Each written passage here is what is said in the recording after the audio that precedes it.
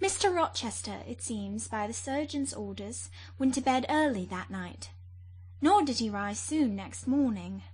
When he did come down, it was to attend to business. His agent and some of his tenants were arrived, and waiting to speak with him. Adele and I had now to vacate the library. It would be in daily requisition as a reception-room for callers. A fire was lit in an apartment upstairs, and there I carried our books and arranged it for the future schoolroom.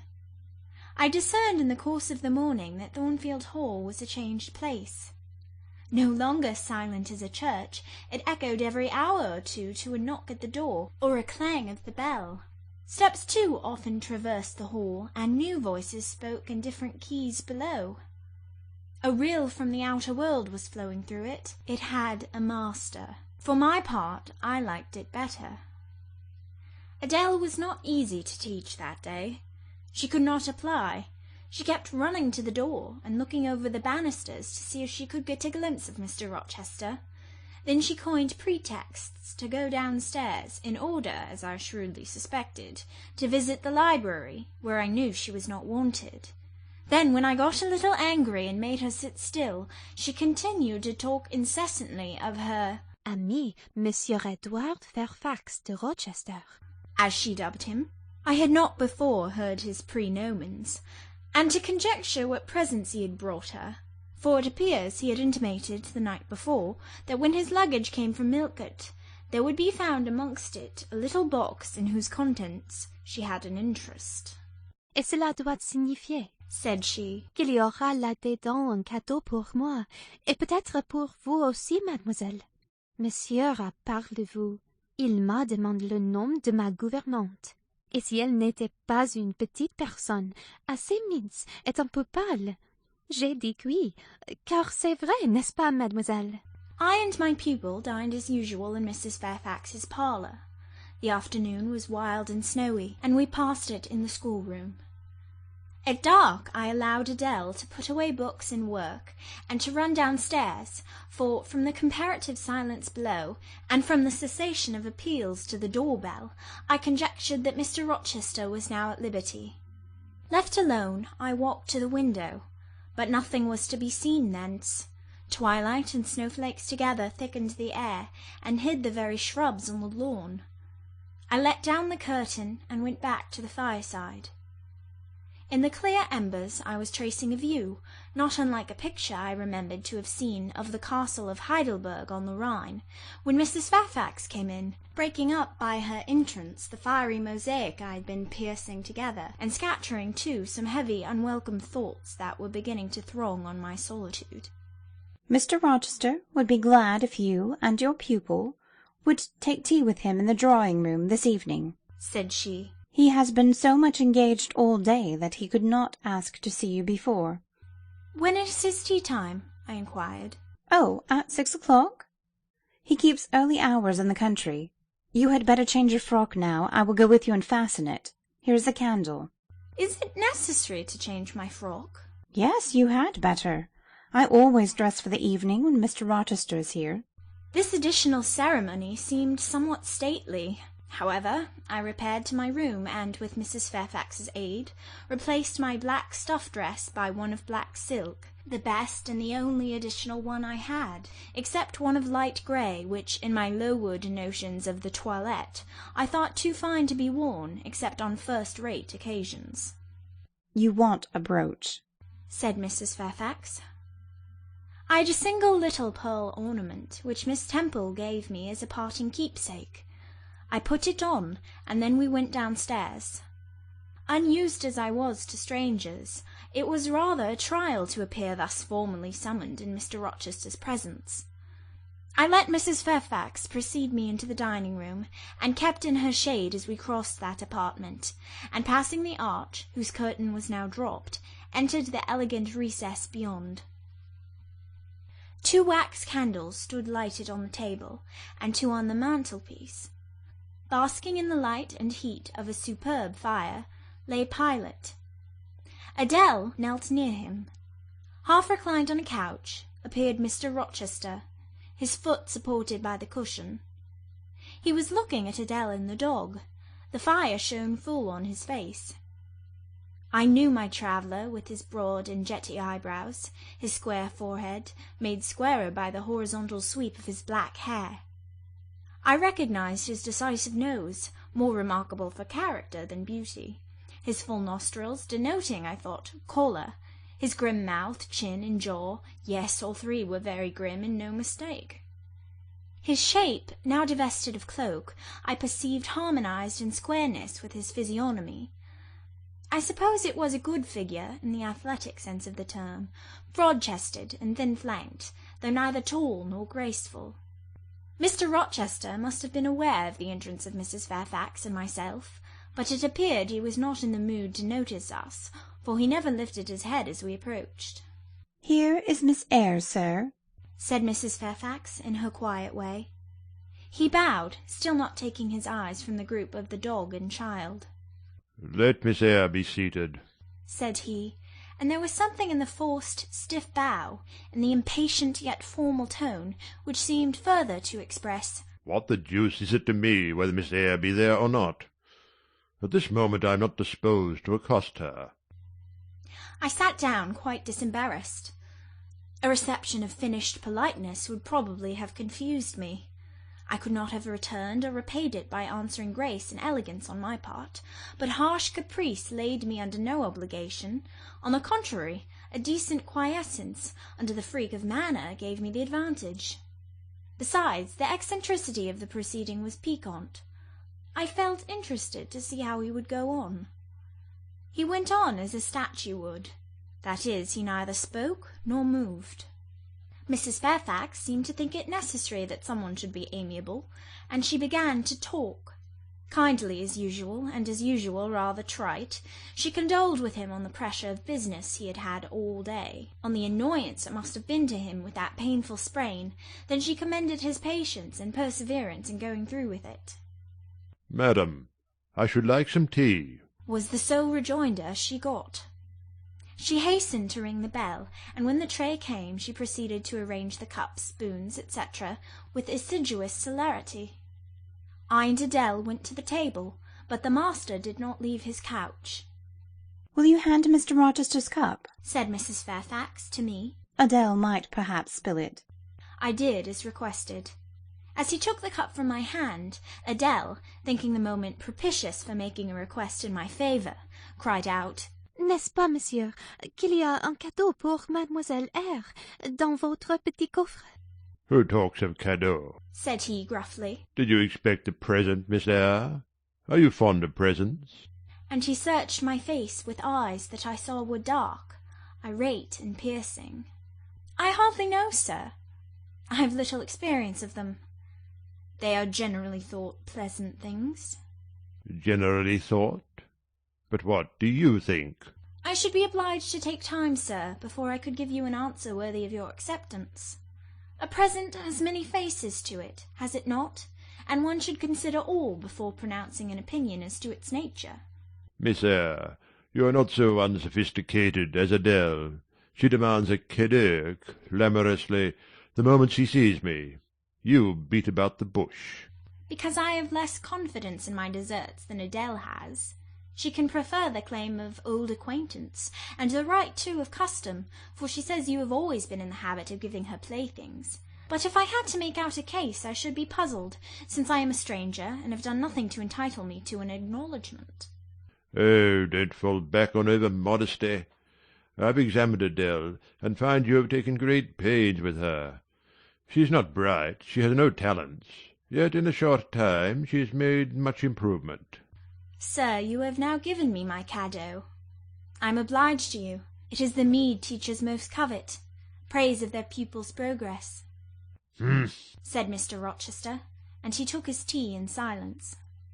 "Come to the fire," said the master, when the tray was taken away, and Mrs. Fairfax had settled into a corner with her knitting, while Adele was leading me by the hand round the room, showing me the beautiful books and ornaments on the consoles and chiffoniers. We obeyed, as in duty bound. Adele wanted to take a seat on my knee, but she was ordered to amuse herself with Pilate. "You have been resident in my house 3 months?" "Yes, sir." "And you came from?" "From Lowood School." In Shire. Ah, a charitable concern. How long were you there? 8 years. 8 years. You must be tenacious of life. I thought half the time in such a place would have done up any constitution. No wonder you have rather the look of another world. I marvelled where you had got that sort of face. When you came on me in Hay Lane last night, I thought unaccountably of fairy tales, and had half a mind to demand whether you had bewitched my horse. I'm not sure yet. Who are your parents? I have none. Nor ever had, I suppose. Do you remember them? No. I thought not. And so you were waiting for your people when you sat on that stile? For whom, sir? For the men in green. It was a proper moonlight evening for them. Did I break through one of your rings, that you spread that damned ice on the causeway? I shook my head. The men in green all forsook England 100 years ago, said I, speaking as seriously as he had done. And not even in Hay Lane or the fields about it could you find a trace of them. I don't think either summer or harvest or winter moon will ever shine on their revels more. Mrs. Fairfax had dropped her knitting, and with raised eyebrows seemed wondering what sort of talk this was. Well, resumed Mr. Rochester, if you disown parents, you must have some sort of kinsfolk, uncles and aunts. No, none that I ever saw. And your home? I have none. Where do your brothers and sisters live? I have no brothers or sisters. Who recommended you to come here? I advertised, and Mrs. Fairfax answered my advertisement. Yes, said the good lady, who now knew what ground we were upon. And I am daily thankful for the choice Providence led me to make. Miss Eyre has been an invaluable companion to me, and a kind and careful teacher to Adele.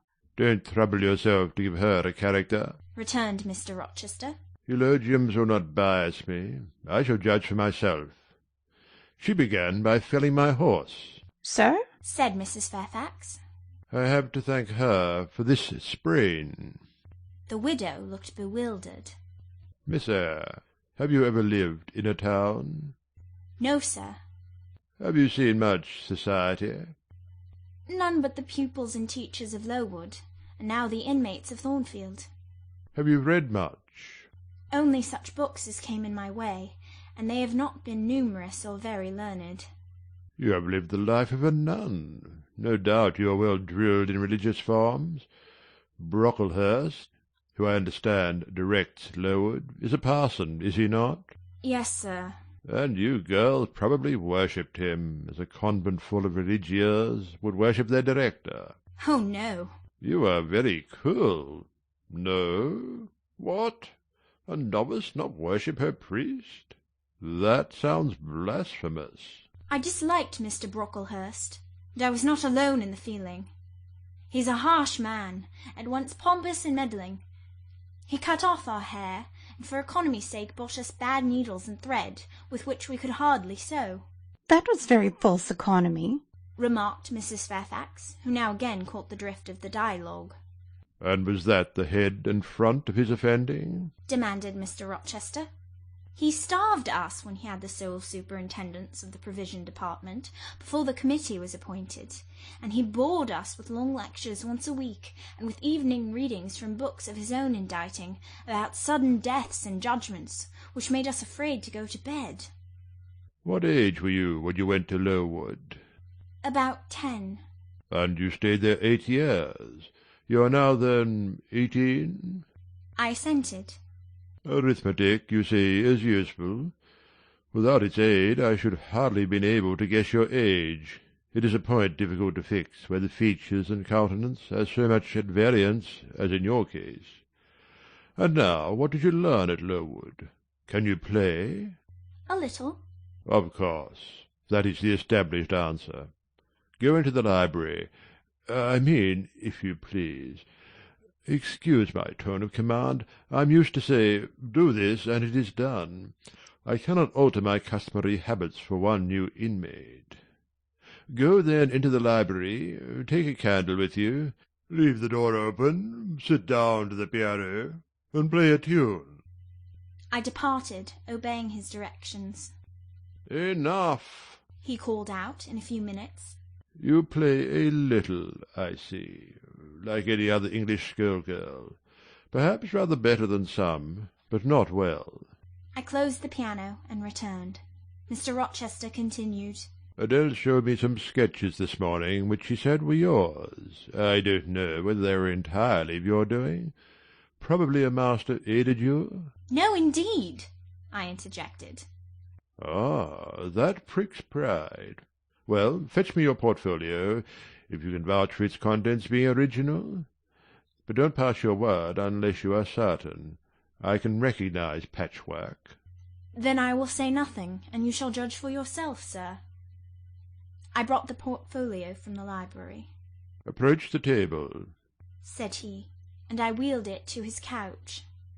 Adele and Mrs. Fairfax drew near to see the pictures.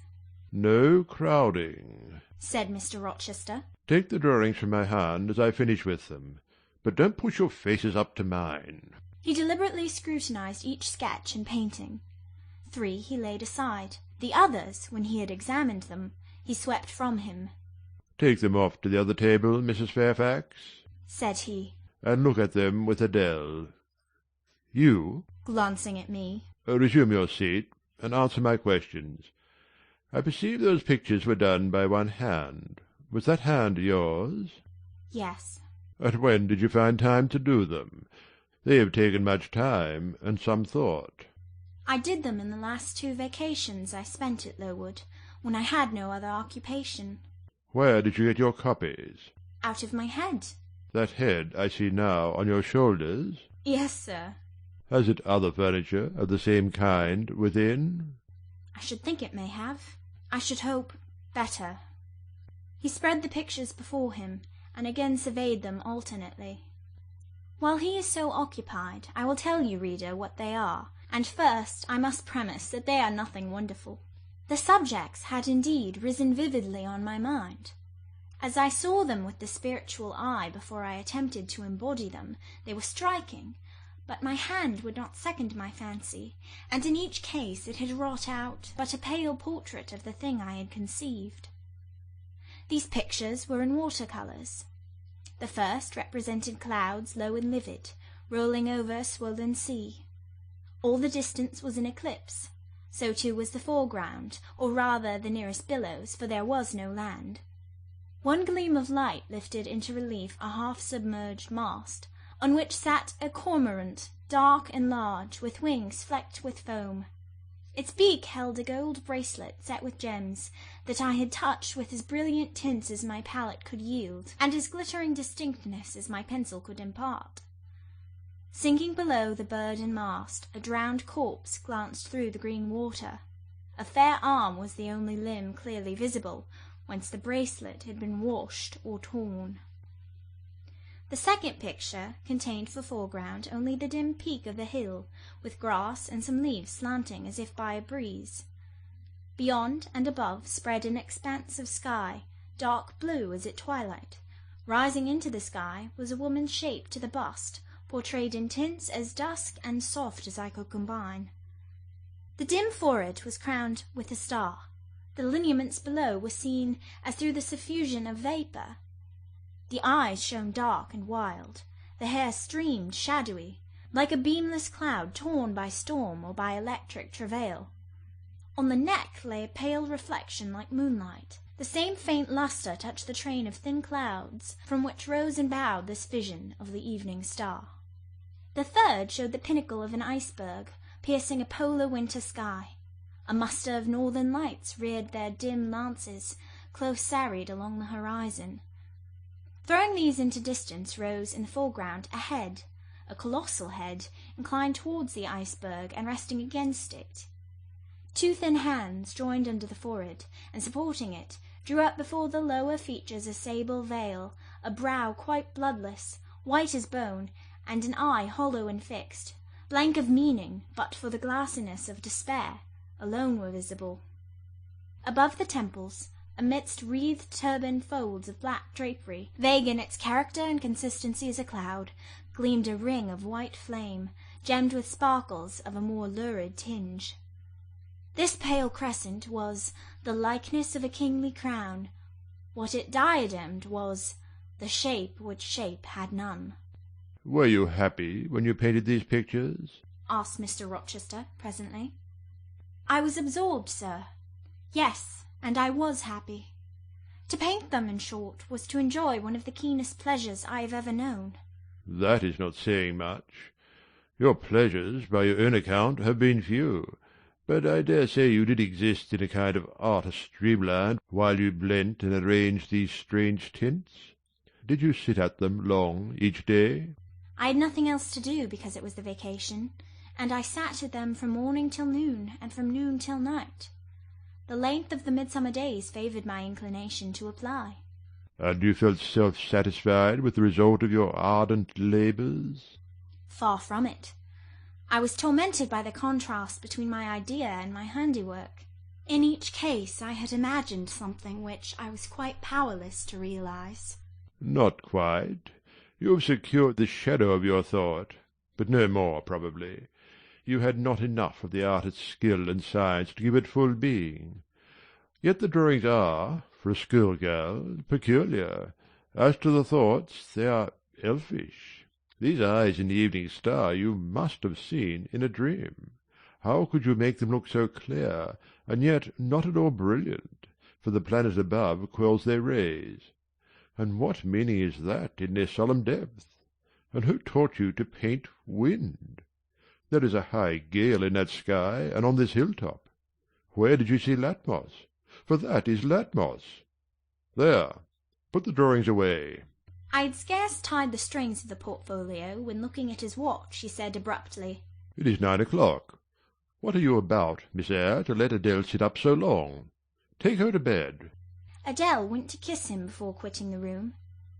He endured the caress, but scarcely seemed to relish it more than Pilate would have done, nor so much. I wish you all good night now, said he, making a movement of the hand towards the door, in token that he was tired of our company and wished to dismiss us. Mrs. Fairfax folded up her knitting. I took my portfolio. We curtsied to him, received a frigid bow in return, and so withdrew. You said Mr. Rochester was not strikingly peculiar, Mrs. Fairfax, I observed, when I rejoined her in her room after putting Adele to bed. Well, is he? I think so. He is very changeful and abrupt. True.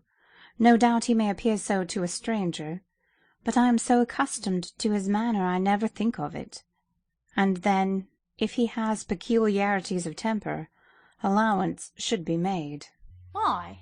Partly because it is his nature, and we can none of us help our nature, and partly because he has painful thoughts, no doubt to harass him, and make his spirits unequal. What about? Family troubles, for one thing. But he has no family. Not now, but he has had, or at least relatives. He lost his elder brother a few years since. His elder brother? Yes. The present Mr. Rochester has not been very long in possession of the property, only about 9 years. 9 years is a tolerable time. Was he so very fond of his brother as to be still inconsolable for his loss? Why, no, perhaps not. I believe there were some misunderstandings between them. Mr. Rowland Rochester was not quite just to Mr. Edward, and perhaps he prejudiced his father against him. The old gentleman was fond of money, and anxious to keep the family estate together. He did not like to diminish the property by division, and yet he was anxious that Mr. Edward should have wealth too, to keep up the consequence of the name. And soon after he was of age, some steps were taken that were not quite fair, and made a great deal of mischief. Old Mr. Rochester and Mr. Rowland combined to bring Mr. Edward into what he considered a painful position, for the sake of making his fortune. What the precise nature of that position was, I never clearly knew, but his spirit could not brook what he had to suffer in it. He is not very forgiving. He broke with his family, and now for many years he has led an unsettled kind of life. I don't think he has ever been resident at Thornfield for a fortnight together. since the death of his brother without a will left him master of the estate, and indeed no wonder he shuns the old place. Why should he shun it? Perhaps he thinks it gloomy. The answer was evasive. I should have liked something clearer, but Mrs. Fairfax either could not or would not give me more explicit information of the origin and nature of Mr. Rochester's trials. She averred they were a mystery to herself, and that what she knew was chiefly from conjecture.